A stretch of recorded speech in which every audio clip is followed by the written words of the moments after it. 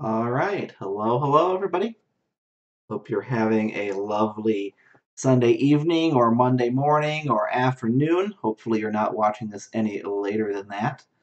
Oh, I should probably log into Blackboard so I can give you the announcements, huh? Or the link. Okay. I'm listening to my wife next door washing the dog. That's always fun. So if you hear anything loud or shouting, that's what's going on there. Again, this video will actually probably be a very short video.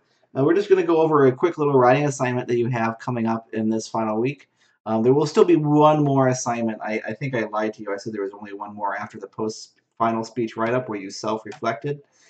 This one is going to kind of round out your reflections by looking at well, you know what? We'll explain that in a minute. I need to get the link out to you guys before I go too crazy, huh? Okay, let's just open up YouTube. That's usually the fastest way. I finally learned the fastest way to do this is just to go to YouTube and youtube.com while I'm broadcasting and just click on my own video. And there we go. We had some streamception there for a quick second. Okay, create announcement. Second to last broadcast link. That's right, I'm done counting up. We're counting down. Okay, send a copy of that link out immediately. Okay, and here we go. So, what you need to do for this assignment is, first of all, we bring up the Word document, and then we switch over the view so that you can actually see what we're doing. Okay, here we are. I know, thrilling as always with the Word document. This assignment is going to be due on Wednesday. That's July 18th, if I've counted correctly, at 11:59 p.m. That's end of the day. It's going to be on the discussion board section. That'll be explained below. So here is your assignment. And I guess I could enumerate these as we go along. Your first part is to find a video or live presentation. So you could do something that you've watched, um, that you will watch live. I know that there's a lot of county fairs going on right now. I also know it was a little early for the Indiana State Fair, but there are some state fairs in other states if you happen to be privy to those, if that's where you're located. Usually they have a live presenter there. I just kind of throwing that out there because you don't have to do a video is what I'm saying. Um, and so there. But if you have a live presentation coming up before Wednesday and you can watch it or run something that you'll already be at, you can double dip and use it for this assignment. Otherwise, you just need to find a video. No less than 10 minutes long. I mean, if it's 9 minutes and like 45 seconds, that's fine too. I'm not going to go crazy if I look at your link and it's like 9:30 or 9:20 or something like that. But no less than 20 minutes long. And of course, for your own sanity, I recommend no more than 1 hour in length. Those long videos and those live presentations can be quite can be quite difficult. That's why I try to keep my videos to less than an hour. Anyway, so you need to then watch the video. Okay, that's step 2, and record on it this following information. We'll just indent here. Name of the speaker. Let's try to make it so we can follow the pattern. There we go. Name of the speaker. So if it's a YouTube video, include the screen name instead. You don't have to go looking for, this probably isn't the kind of video that you want to watch, but if you're looking at a Captain Sparkles video, you don't have to go looking for the guy's real name. Right? If you just tell me who it is so that I could find it is basically what I'm asking for. And a channel link. Now, if it's a live presentation, of course, I can't find it, but I'm sure I could, if you tell me that his name is Incredible Dan, and he gives a presentation every year at the Ohio State Fair about gosh darn it, the Incredible Dan's supposed to be a Simpsons character. He's a stunt devil, so he gives a daredevil, not a stunt devil, but same difference. You know what I mean. um, he gives a presentation about stunts every year, right? You could tell me that.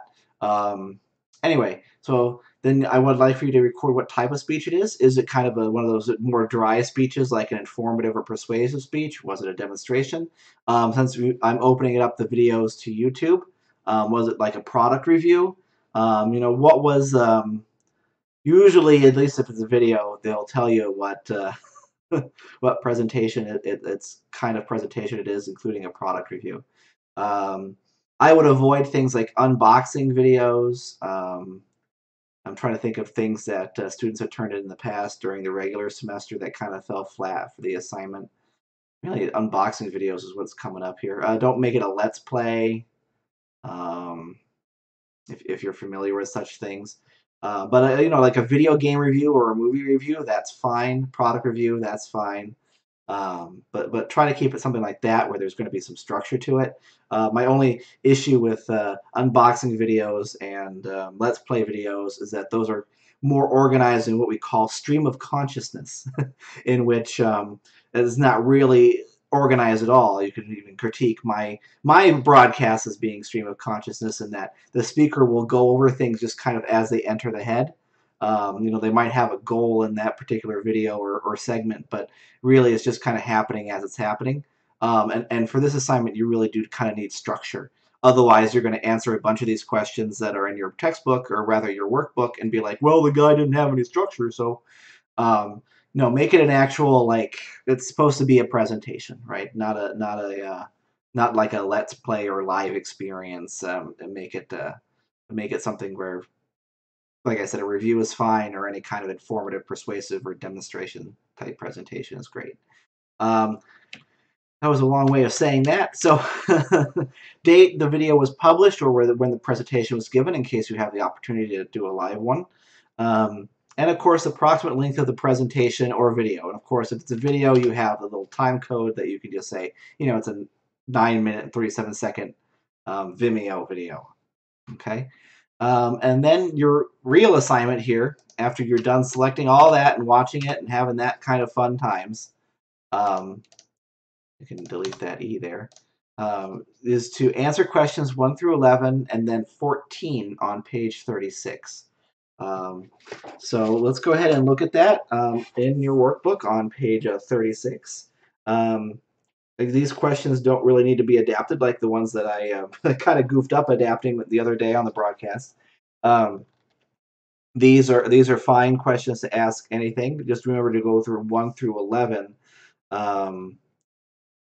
If you're doing a video, question 12, I know I'm skipping around here, but question 12, the reason why you just wouldn't do the assignment as it's written, this is describe and evaluate the speaker's use of other elements of nonverbal delivery. If you're doing a YouTube video for this, and maybe they're in front of a camera or have a face camera, you can evaluate this, but a lot of movie reviews, product reviews, informative or persuasive presentations on YouTube or just on the internet video in general actually don't include the face. And we can, you could describe that as a weakness of the presenter if you would like.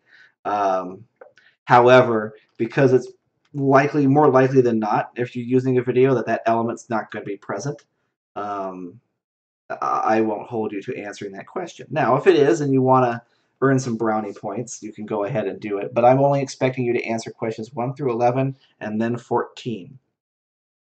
Okay. There is a question 13 in there. Explain your overall reaction to the speech and event. Again, I know I'm skipping around here, but stream of consciousness.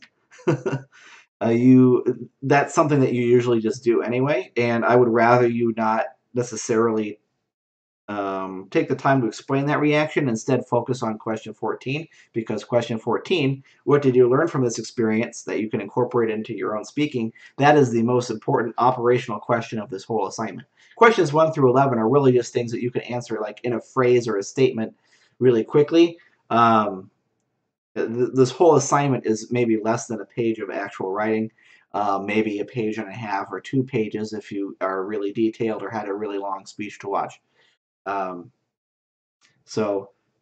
go ahead and talk about some of the other questions and get out of the stream of consciousness mode and just go systematically through questions 1 through 11.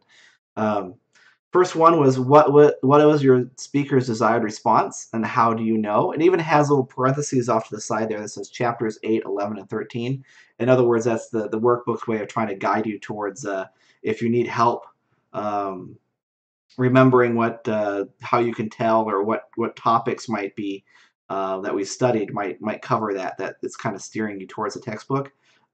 Really, again, you don't need to be that formal about it. You don't need to say, well, chapter 8 said that I could do this, and then chapter 11 said. You don't have to systematically answer, um, have a response for each of the chapters listed. That's just there for you to, like, get some inspiration. It's like, oh yeah, that's that chapter about introductions. Okay, I can I can remember what I know about introductions to answer this question. Right? That's kind of what it's there for. It's not expecting you to give an answer relative to each chapter, if that makes sense. In other words, it's less scary than it looks. Again, you're really just using your own best judgment, your own personal opinion. What was the speaker's desired response, and how do you know? Okay.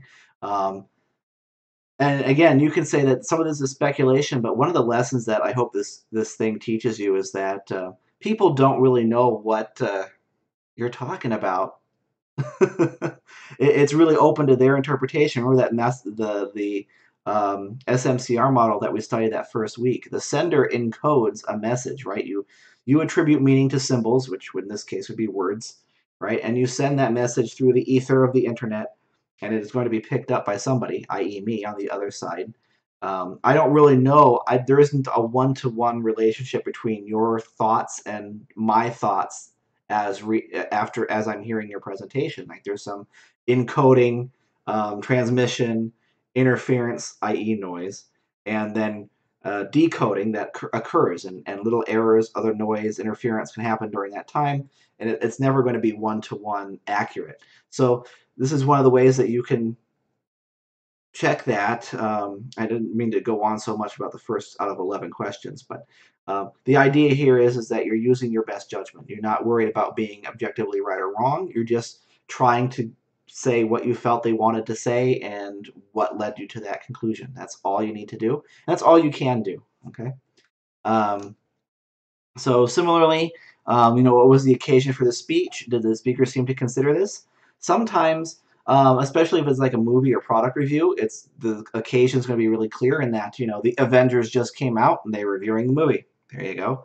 Other times the occasion is just kind of random, and the presenter, whether it's a live presentation or a video, doesn't really tell you why this conversation's happening now, or this presentation's happening now in relation to other events.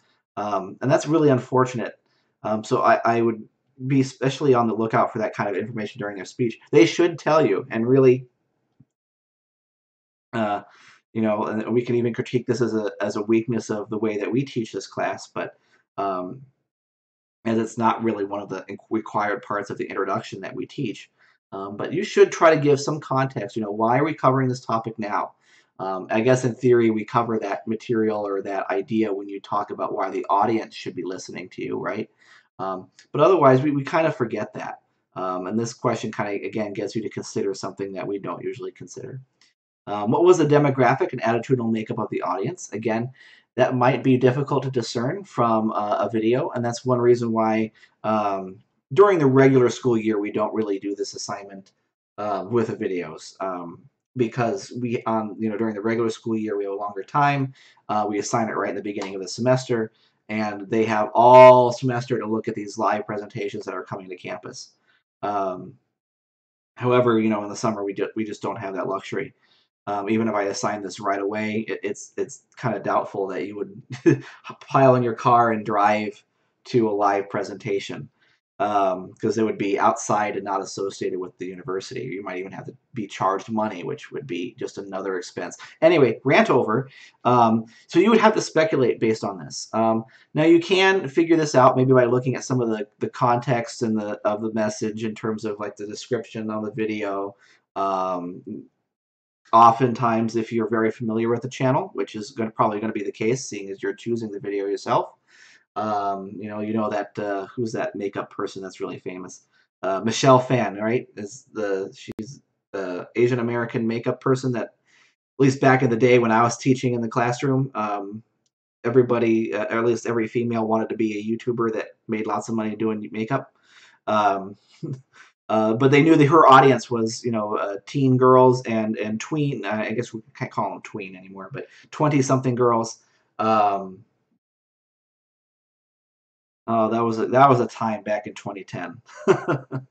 But anyway, you might know these things because you know the author of the video is what I'm getting at. Did the speaker seem to consider these? And sometimes they don't. And a lot of times they do. Then you get some more of the more nitty-gritty questions. Was the introduction effective? That's question number 4. Why do you think so? Why or why not? Number 5, what types of support were used? How effective were the speaker's choices? Um, what types of organizational strategies and transitions did the speaker use? I'm not necessarily going to go through every single question here, but these are very, I think, very to the point questions that don't necessarily need a lot of interpretation, I hope.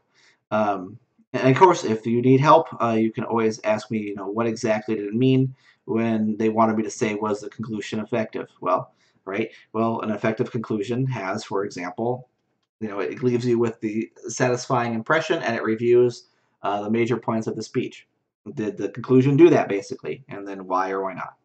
Um, there is a question about how credible was the speaker. Again, we kind of did that earlier on that silly video, and you do it again on your own video.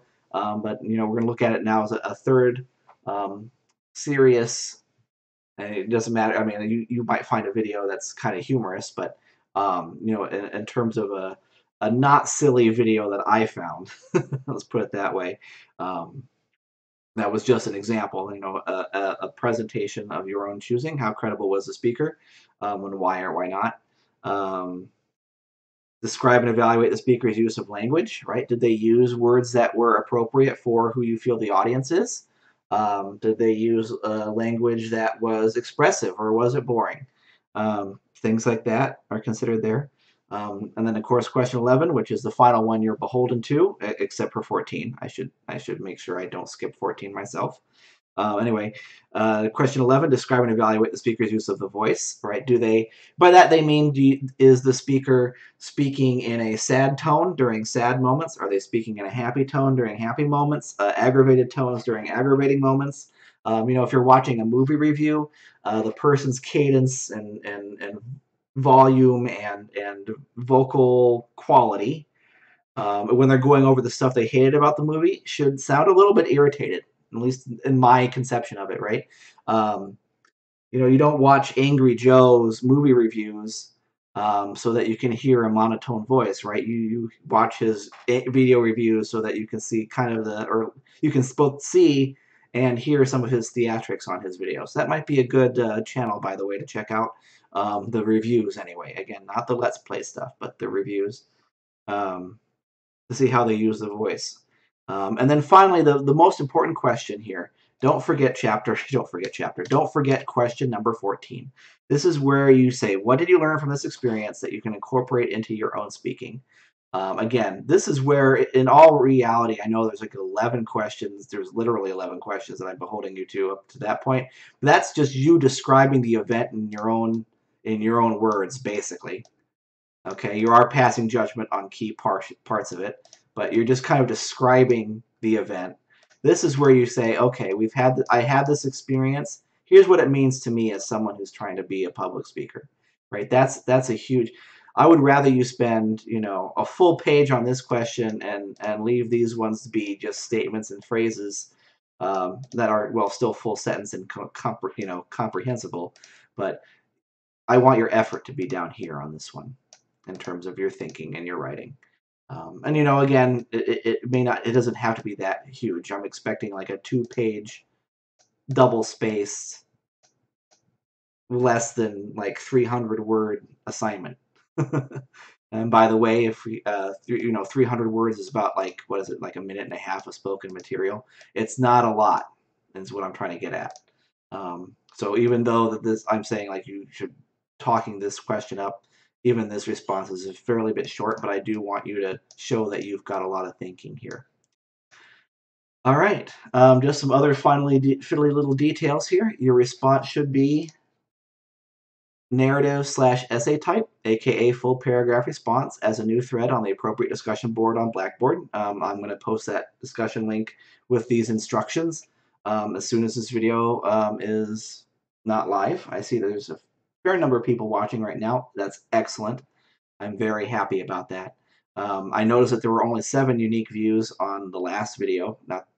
Again, stream of consciousness on my part. But please make sure that if you have friends that are in this course, that they're watching the video, because there was a little bit of a writing assignment assigned on Wednesday, and it's supposed to be due tonight. Um, I'll save that for a second. Let's just wrap this up first. Again, more stream of consciousness stuff is entering my head. Your response should be a narrative or full paragraph essay type. Okay, you don't have to write super formal with the academic page header or anything like that, but write paragraphs. Okay, structure your response into full sentences.